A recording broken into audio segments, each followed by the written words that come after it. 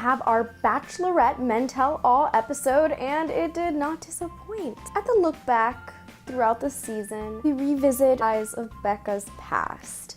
There were the few solid dudes that got away, and the few that we never want to see again, and then there's, Jordan, the comic relief. And of course, grocery store Joe went home way too soon and looking cute as ever. And yeah, I mean, few guys that leave the first day are even remembered, and I mean, Joe is a favorite.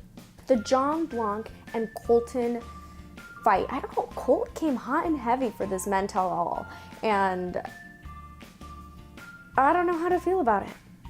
I prefer guys that stay out of the drama, and he was going deep into it and being very argumentative. We took a look back at John Blanc's journey on the show, and well, it was cringeworthy. If you guys don't remember, he pretty much told Becca that he was in love with her, and when she sent him home, he took it back and said, well, that's what I thought you wanted to hear. Yeah, not the best thing to say. Thus ruining the whole night for Becca and, well, the dates following. John Blanc kind of attacks Colton on him being a virgin. Makes a little comic, Colton does not take it well, and I really thought maybe he was gonna stand up and try to fight him. Yeah, his face did not look happy. I would be scared. Former football player, yeah, no thank you, don't wanna fight you. And Colton and Jordan go at it, and Jordan's a joke, but I mean, he's a joke that we love to watch, and we can't wait to see him in paradise. I hope I'm not the only one looking forward to it, because yeah, Jordan's still following his quotable sayings, and yeah, the guys really went at him. I don't know if it's jealousy or if the guys are just petty. I think they're worse than girls. Jordan did have some guys come to his defense and defend him. Nick, the Globetrotter, whatever. They came in his defense, and they were just like, hey guys, like, why do you care? Like, I don't care if he's wearing golden underwear. Like, surprisingly, David took a little bit to come at Jordan. Not sure why. It took him a little bit. He was just like enjoying Colton coming at Jordan, just like waiting. And then he came at it, but like at the same time, I love how the guys came at David too, and they were like, yeah, like every word that came out of your mouth was Jordan. And yeah, I'm convinced David is probably in love with Jordan. I was actually watching it with my mom, and my mom's like, she was looking at Jordan, and she's like, oh my God, why does his hair look so perfect? Who does his hair? Real question, Jordan, who does your hair?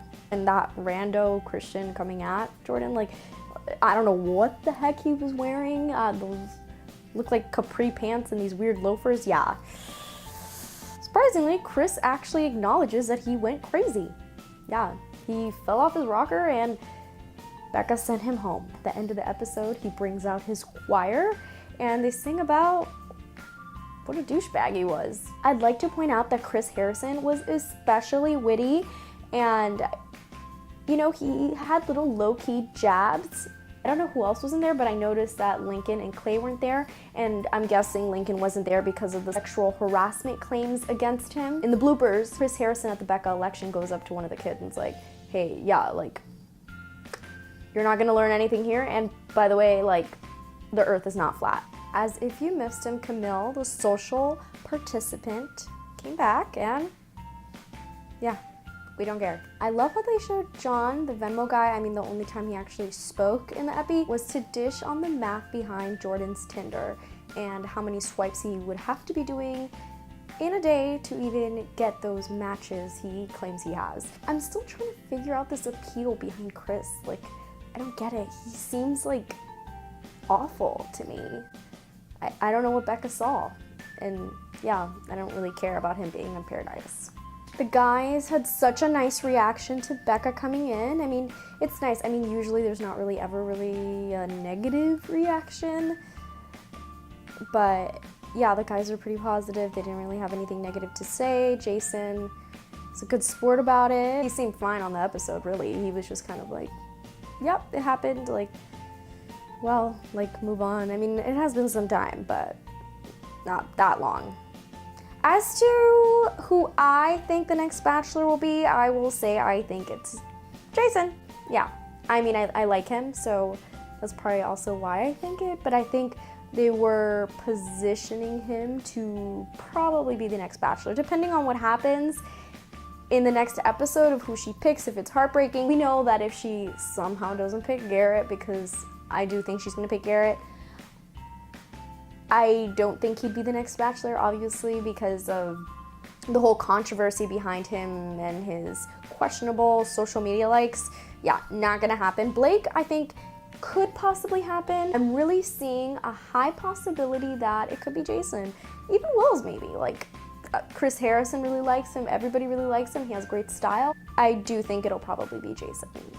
Unless they, you know, they pull a guy from another season like they did with Ari, which is totally disappointing. Like, that didn't turn out well, so I don't think they should do it again and dive so deep into Bachelor Nation history.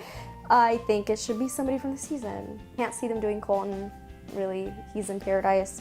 Last time they did that was Nick, and yeah, I don't think he was a great Bachelor either.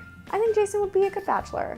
I think he's genuine, goofy, and smart, and he's likable. What did you guys think of the Men Tell All episode, and who do you think the next Bachelor is gonna be? Let me know in the comments below. Don't forget to subscribe, and yeah, I can't wait to see officially who Becca picks. Yeah, so bye guys.